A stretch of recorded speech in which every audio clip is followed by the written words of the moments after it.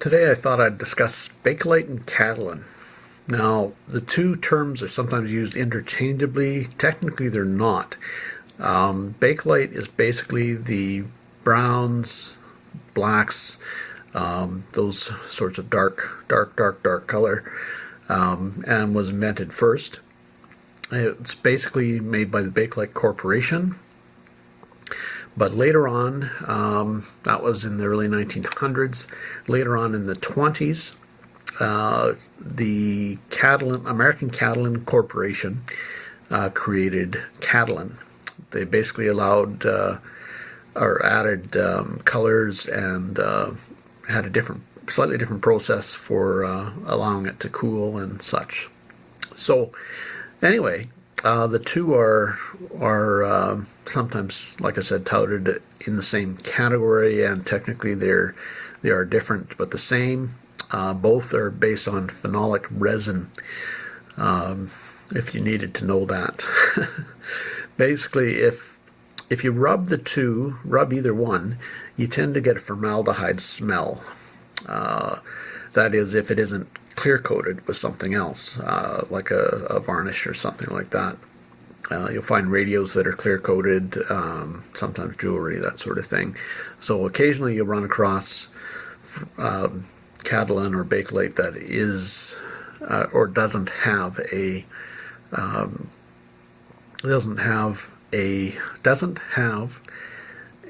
formaldehyde smell when it's rubbed. Now, the only technically true test for Bakelite is the Simichrome Test. Simichrome is a polish made by a company in Germany. It is available in Canada and the US. It's kind of a pink paste, comes in a tube or a can, and it is a sure test for Catalin and Bakelite, and it rubs off in a yellow-brown residue on a cloth, and it is also very handy for polishing those plastics, so you can end up having a dull or scratched surface and polish it up to a bright shine. So, being the sure test for it, there are other tests as well. The scrubbing bubbles test, which I don't use because it does cause some damage to the Bakelite or Catalin. Or running it under hot water, you'll also end up with that formaldehyde smell. But usually a kind of a rubbing, like a quick rub on your hand or palm of your hand or finger, and then smelling the Bakelite, you'll end up with that formaldehyde smell. Now, there's lots I don't know about Bakelite. I'm not going to say I'm an expert at the stuff. I do carry it in the store. I do buy and sell it, but I'm no expert in what's better, what's worse. What I'm going to show you is something I don't quite understand in pricing of Bakelite. There are various things that tend to have more value in Bakelite, like carved bracelets compared to just molded bracelets. There are problems in the carved bracelet area because there was large quantities of uncarved bracelets that a dealer or eBay seller happened to get carved. So there are fakes out there. Watch what you're buying. But there's new old stock of this stuff sitting around, and somebody decided to carve them or have somebody carve them. So, yeah, there's always somebody that wants to mess up the market or profit from people's ignorance or unawareness. Anyway, is unawareness a word? Not sure. Anyway, so this particular little bit of knowledge basically probably will be sort of exclusive to those watching. So hopefully we can both learn something. Now, for some reason, I'm finding listings on eBay that are chunks of Bakelite. And I'm talking pen bases, old clock cases and such. Well, they're basically chunks of Catalin. Sorry, not Bakelite. They're chunks of Catalin in odd colors, whites, that sort of thing. And white tends to turn yellow or go dark. Green turns to black. When exposed to light, you'll find black, marbled black clock cases. If you take the clock out, in the area that is not hasn't been exposed to light, you're going to see green, green and white. So the green and white turns black and yellow, or black and amber. So anyway, there are some rare colors out there and such that can command more money, and if it hasn't been exposed to light, for example. There is stuff out there called Bakelite, which is also another issue, whole another issue. But anyway, what we're going to look at is this following eBay listings. So anyway, here's a tip for you, and you can learn some very, very valuable information by just going to eBay and typing in a word related to a particular category, collecting category, whether it be Coca-Cola or, in this case, Bakelite. And what I do is set my shipping price and shipping at the highest first, right here, as you can see right there. Sorry if my hand's shaking here. I'm trying to do 2-3 things at once here. My brain's not quite working. Anyway, you put price and shipping at highest first. And what results is the highest listing with that word in the title. In this particular case, check out these two listings. Now, you've got a chunk of Bakelite, or Catalin. Catalin, technically, not Bakelite, but in this case, they've used Bakelite in the title, so it's come up. Yeah, they haven't put Catalin in the title. Surprise, surprise. Anyway, it doesn't much matter. What we've found is a chunk of Catalin in white that's turned to amber, and what it is looks like the base of a frame or maybe a pen set or something like that. Now, it's a big chunk of Bakelite. 502 grams according to the listing. And look at that price. $16,300. Why? Why in the world would somebody pay that kind of money? Are they laundering money or something? And we go to a second piece. $15,300, and it looks to be a clock case. And it's in amber as well, so it was formerly white, more than likely. Why they're the keywords they've used, I don't understand. And why is this chunk of Bakelite worth so much money? It's literally a chunk of Bakelite. It's not anything specific. It's a part of something else. But why is it $15,300 and $16,300? Is this some sort of scam going on? I don't know. You tell me. Here's another one. This one was best offer. $8,100, 330 grams of Catalin or Bakelite. In this case, Catalin. Now it's amber again. So suddenly the stuff is in demand. Why? I don't know. Here's a very rare Stardust Cherry Amber Bakelite ashtray. So it's basically, again, chunk of Bakelite, 154 grams, $6,122.11. Why?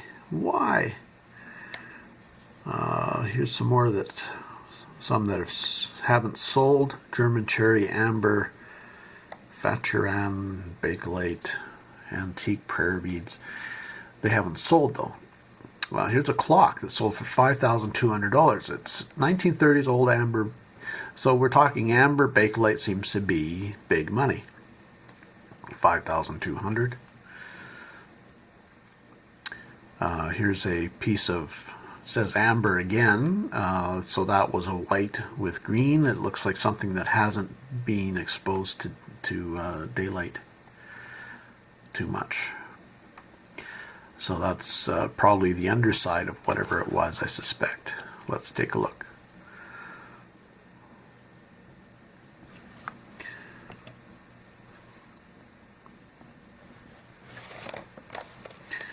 Oops. Of course, oh no, it looks like, okay, here's what it was.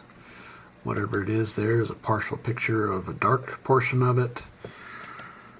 Oh, it's a half a sphere by the looks of it. So it's something that's been cut in half to expose the inside, or something that sat basically like that. So it's a sphere of Catalin. Very interesting. But why is it $3,900? You tell me, what's going on? I'm going to do some further digging and see what I come up with. So, I've been doing some digging and a bit of searching, not much, but a bit of Google searching. The word Faturan, F-A-T-U-R-A-N. So, in doing the search for Faturan, here's what we came up with. And this is from highest to lowest. Again, the big pieces that we saw before, of course, were tops. And nothing to sneeze at. The next pieces, let's go with just green. We'll watch the green listings because those are sold listings. This was best offer, so who knows what it actually sold for. It didn't sell for $5,500. It could have sold for anything, really. They took an offer.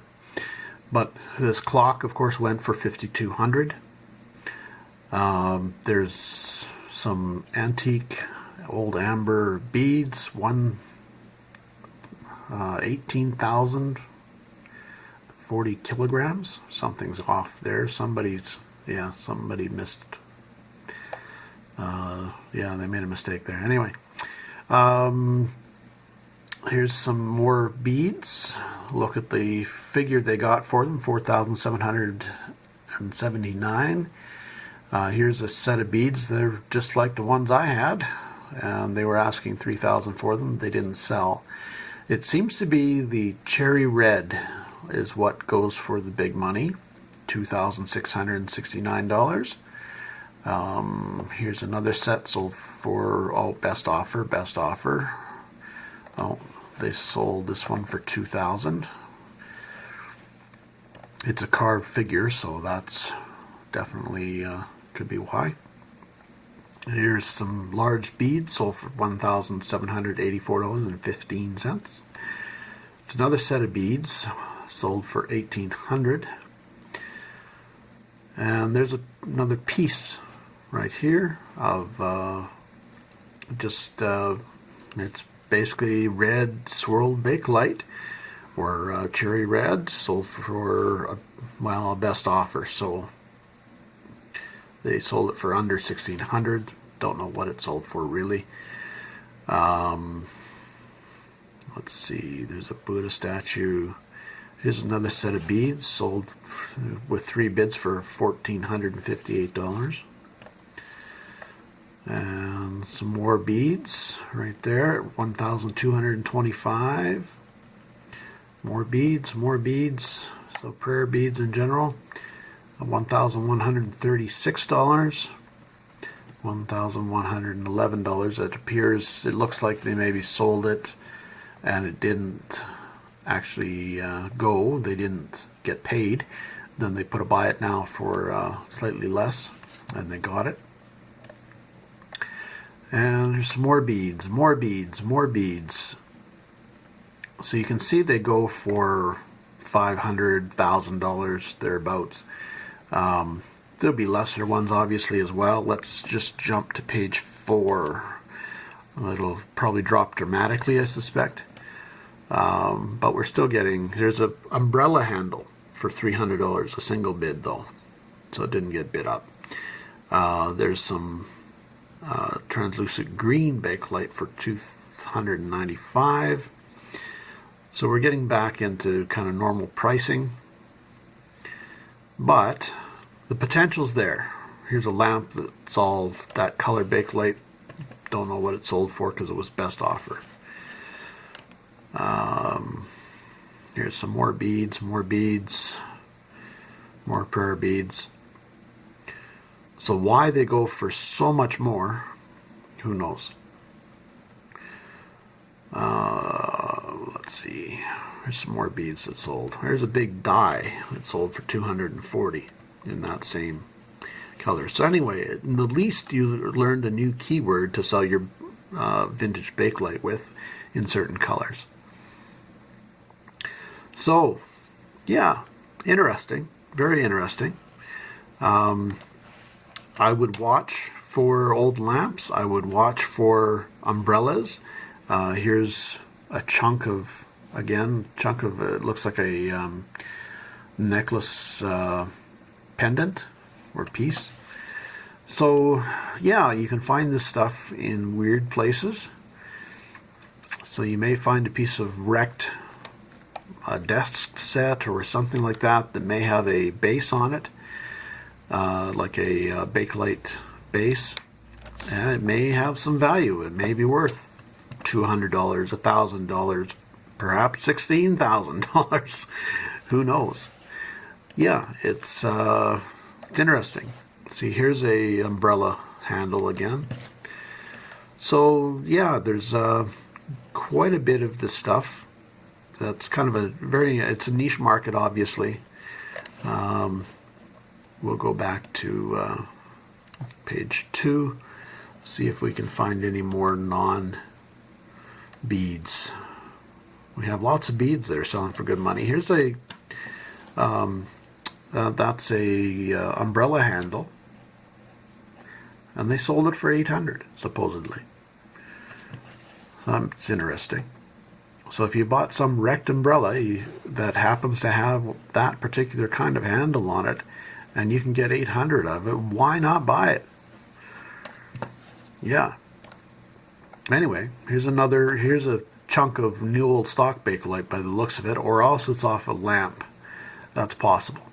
They sold it for $769.99, so $770 for a chunk of Bakelite, or Catalin rather, or Faturan, or Faturan. I'm not sure how to pronounce it. See, here's another piece, cherry amber Bakelite, 600 and some grams. So, yeah, 64 grams. Sorry. So it's about $10 a gram, roughly, this stuff. So if you could find buttons made of Faturan, there you go. I've seen lots of plastic buttons that look similar, but they're not Bakelite, so be aware. Here's another piece, Art Deco marbled piece of, oh, it's a bead. Oh yeah, they just did a close-up to make it look fantastic. Smart, very smart. And yeah, more beads. Here's umbrella cane handle again, $650. It got a single bid. It looks like they posted it later and got 0 bids though, so somebody bid and then didn't pay, obviously. Anyway, something to watch for. Now, they're calling this amber color Faturan. Now, what it is, I found one site referring to Faturan. Now, here's what it says. The legendary definition of Faturan, sometimes referred to as amber Faturan, is as follows. A mixture of natural amber, resins, and incense. The technique of sticking together the shavings of amber together with a mixture of secret natural resins and incense to turn it into a solid material is unknown until today. This method was invented by an Arab named Faturan in the 19th century.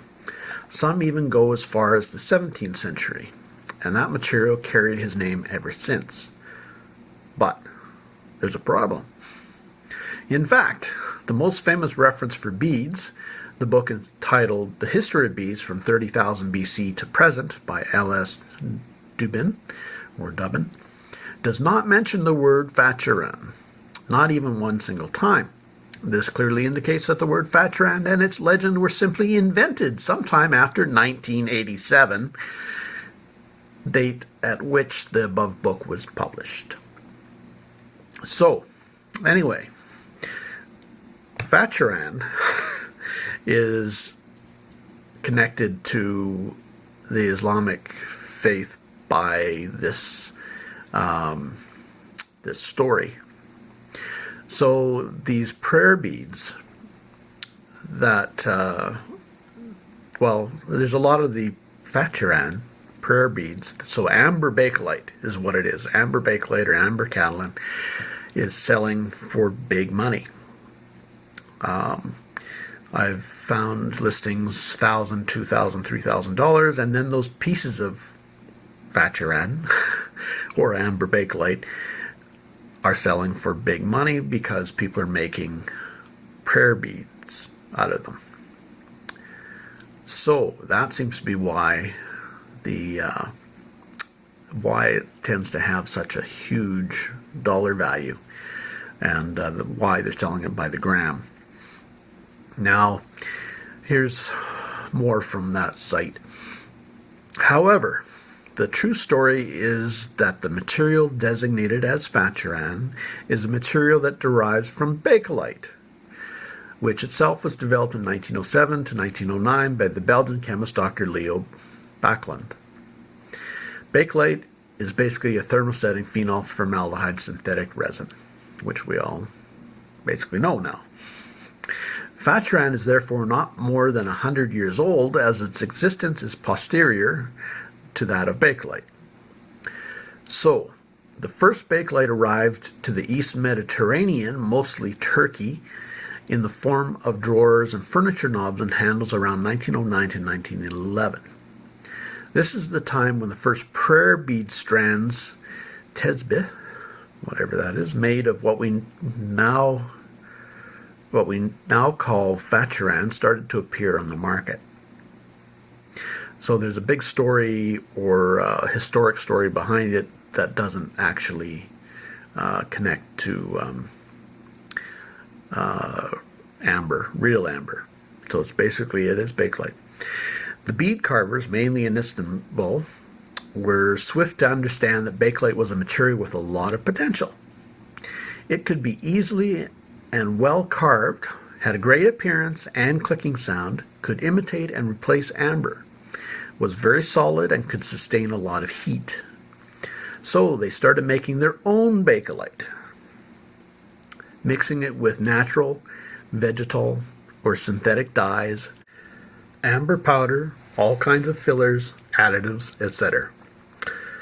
Each master carver also had his own secret recipe, sometimes heating or frying in various oils and liquids, making the material undergo various physical or chemical processes to obtain the most beautiful aspect. This is the material we call genuine Faturan today. So, anyway, the original and genuine Faturan beads were mainly red, orange, or yellow in all shades. The last genuine Faturan beads were made in the 1940s, mainly because of the Second World War, when the supply of raw material became very scarce. Normally, the last genuine Faturan beads date to the late 1940s, eventually very early 1950s, when the supply of raw material that was still left from the pre-war stocks was terminated. After the Second World War, the production stopped due to the general severe restrictions that prevailed all over the world. So, anyway, the demand for genuine Faturan, also often confused with amber, has always been great among prayer beads, tesbih, sorry, don't know that word, and Kamboli collectors. This demand has tremendously increased the last 10 years, so that a great amount of fake Faturan is coming into the market. By fake, is meant newly manufactured phenolic resins of all kinds, purposely or ignorantly presented as genuine Faturan. So the result of the situation is that today there is a very big confusion in the usage of the word Faturan, as well as about its true origin and real definition, to the extent that practically any kind of phenolic resin, even newly produced, is unjustly called Faturan. Anyway, so Faturan, there, we learned something about basically another kind of Bakelite that was made in the Islamic world, and for some reason that amber is selling for big money, which is basically what we're concerned about.